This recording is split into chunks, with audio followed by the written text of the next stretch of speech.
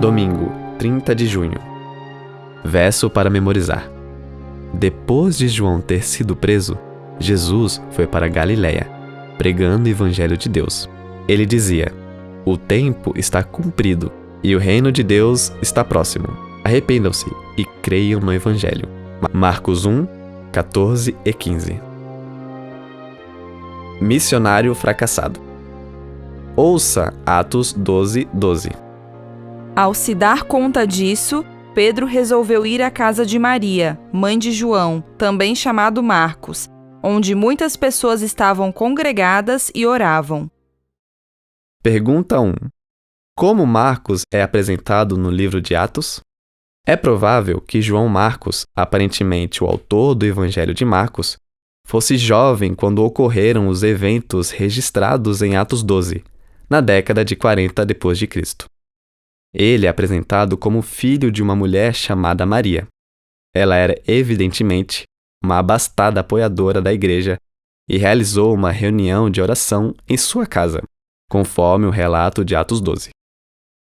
A história da fuga de Pedro da prisão e os acontecimentos que se seguem, e depois a morte de Herodes, estão repletos de contrastes impressionantes entre Pedro e o rei, que chegam a ter certo toque de humor. João Marcos não desempenhou papel algum nessa história, mas sua apresentação nesse ponto do livro prepara o leitor para sua ligação posterior com Barnabé e Saulo. Ouça Atos 13, 1 a 5 e 13. Havia na igreja de Antioquia profetas e mestres: Barnabé, Simeão chamado Níger, Lúcio de Cirene, Manaém, que tinha sido criado com Herodes, o tetrarca, e Saulo.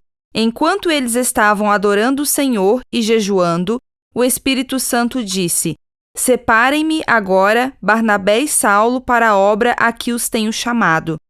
Então, jejuando e orando e impondo as mãos sobre eles, os despediram.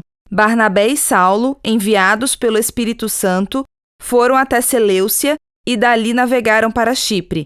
Quando chegaram a Salamina, começaram a anunciar a palavra de Deus nas sinagogas judaicas. Tinham também João como auxiliar. E, navegando de Pafos, Paulo e seus companheiros viajaram a Perge da Panfilha.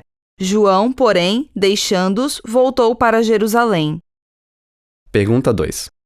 Como João Marcos se uniu a Saulo e Barnabé? E qual foi o resultado disso? Atos 13 descreve a primeira viagem missionária de Saulo e Barnabé, que teve início por volta de 46 d.C. Marcos não é mencionado até o verso 5, quando ele é descrito como simplesmente um auxiliar ou servo.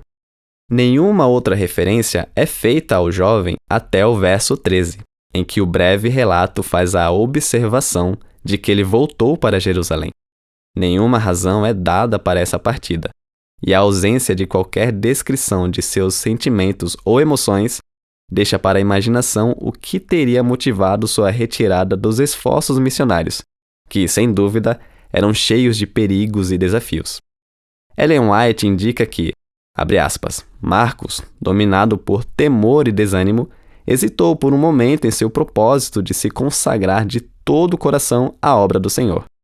Pouco habituado a sacrifícios, ficou desanimado com os riscos e privações do caminho. Fecha aspas. Em resumo, as coisas simplesmente ficaram bastante difíceis para Marcos, e então ele desistiu da missão. Você se identifica com essa história por já ter desistido de alguma coisa ou mesmo falhado completamente em uma missão, especialmente alguma questão espiritual ou relacionada com sua caminhada cristã? O que você aprendeu com essa experiência?